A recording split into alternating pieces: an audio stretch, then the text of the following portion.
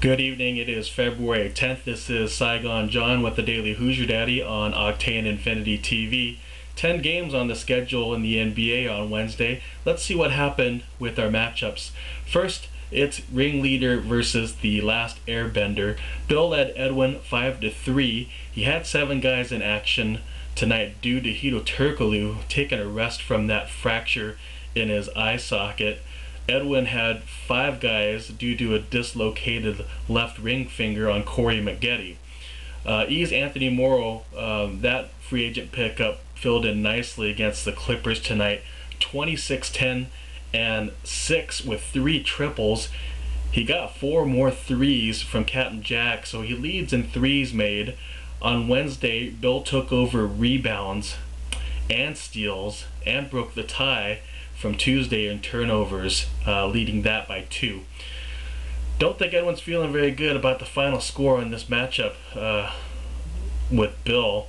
He trails 7-2 with his leads in threes and points being very thin. And tomorrow he'll only have Manu Ginobili against 3 Denver Nugget players for Bill, who are pretty efficient players in Carmelo Anthony, Chauncey Billups, and J.R. Smith. Good luck to you, Commissioner. Again, Bill leads Edwin 7-2. Moving on, it's Jobbers versus Team Clam Media. Adam, after Tuesday, led Jonas 9-0. He sat Tyrus Thomas and still had a full lineup. Jonas had 9 due to Kobe Bryant still sitting out due to that ankle injury. Let's see if the Jobbers could stay perfect. Looking at this, I have one word for Adam, and that's clank. That's what his team heard from the foul line today. Collectively shooting 56% from the stripe as a team. Andres Biedrins, 1 for 3. Carlos Boozer, 3 for 9. His Utah Jazz teammate, 0 for 2. Let's continue to look at the shooting. Jonas has 1 guy he can thank for digging him out of what appears to be a pretty bad hole, and that is Stephen Curry.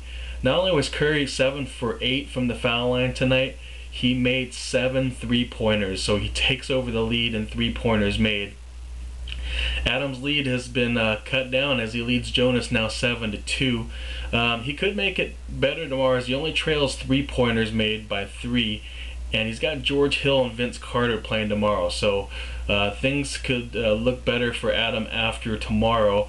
But on the other side, Jonas will only have 1 player in the Orlando Slinger, Rashard Lewis, so maybe Adam won't take over the threes. We'll see about that. But for now, once again, Adam leads Jonas 7-2. Moving on to our matchup, or my matchup, it's Nacho Libre.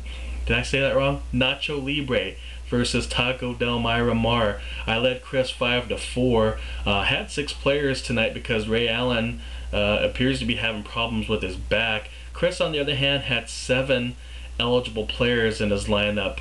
But Andrew Bynum, who has a bruised right hip, and Monte Ellis with a sprained left knee did not play. But even more weird is Chris had 2 more eligible players that were sitting on his bench in Baron Davis and Grant Hill. Maybe could have used those guys tonight. Nacho Libre, we outperformed Taco Del Miramar in all the categories tonight, and with 10 steals from my team, I passed Chris in that category as I expected, putting me up 6-3. Now, with none of Chris's players in action tomorrow, I could leave this matchup with a 6-3 lead by benching all my guys, but I'm only down 2.5% from the line and down by 3 3-pointers. So I'm going to take my chances. Be on the lookout for this. I'm going to take my chances and play everyone I have Thursday, and because I will already lose turnovers, and I lead field goal percentage by 7.5%. Now my Nacho Libre team will have 5 guys in action tomorrow due to 2 new additions. More on that later. For now, I lead 6-3. It's 7 Apples versus Hoop Kings. Mike led Renee 5-3. He had 7 guys, but missed Raymond Felton with that twisted ankle. I don't know if you can call it irony, because Mike is actually sitting at home with a twisted ankle as well. Renee, on the other hand, had 8 guys. He's obviously missed Brandon Roy, but he's also missed Jamal Crawford tonight. He's got a sore left shoulder. These two teams tied in steals after Tuesday. Mike broke that lead with an 11-10 advantage today.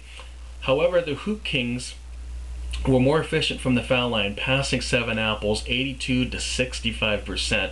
Renee also took his point guard prowess into his fantasy team, passing Mike in assists as well. It was a pretty big step for Renee and the Kings as they now take over the lead in this series. It will stay that way if neither GM make a move before midnight tonight, because neither one of these teams as it stands has a single player in action on Thursday. Again, Renee leads, and it may be a final 5-4. And the last matchup has Ball Don't Lie versus Cobra Kai Never Dies. This series had a 4-4 tie after Tuesday.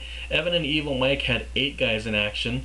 Scott had 5, missing Chris Paul, as we've known, and also Joachim Noah with that plantar fasciitis. Cobra Kai broke the tie in blocks, as Ball Don't Lie did not have any tonight. So let's look across the board here. Mike will probably win this series.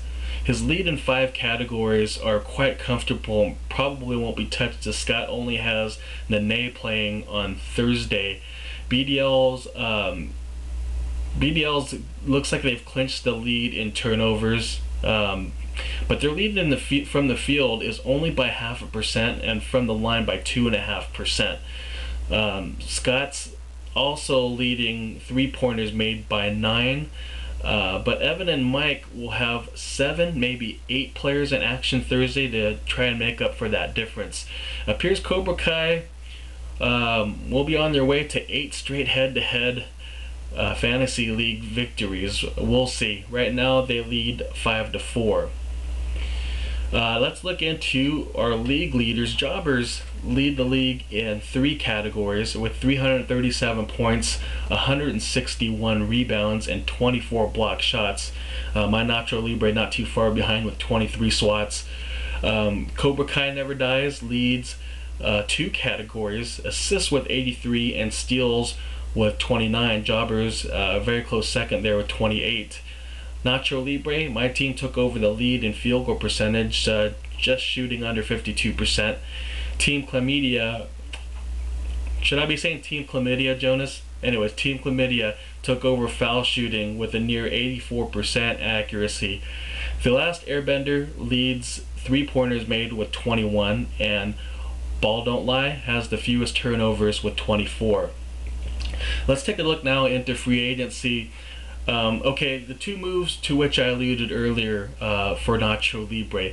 I have 2 close categories I can chase while Chris has no one playing on Thursday. So I acquired the services of Aaron Aflalo and Mikal Petrus. And, good news for the rest of you guys. The 2 guys I dropped were Portland's Andre Miller and New York's Al Harrington. Those are 2 free agents that I can see being highly coveted. So good luck to any of your GMs who may be fortunate enough to pick up either one or both of these guys in the next several days to come. Another move, of course, made by Evil Mike. They dropped, let's see, who did he drop? He dropped Marty Webb and Nicola Boom Batum, as Twist would call him, as well as Ryan Gomes. So Cobra Kai drops those 3 guys. So on Thursday, they will have added Chris Anderson, Anderson Varejao, and Anthony Parker into that Cobra Kai lineup.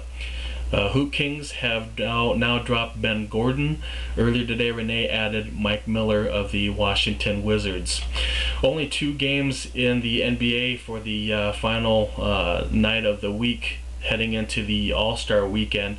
And TNT will actually have both those games in their doubleheader, with the Magic visiting the red-hot Cleveland Cavaliers, winning, I think they're at 18 of their last 19 games.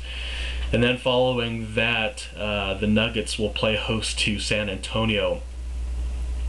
That's all for Fantasy Basketball Wednesday. I'll see you tomorrow here from the Bomb Shelter at Octane Infinity TV studios. I've been your host, Saigon John, the bomb from Vietnam, and boom goes the dynamite.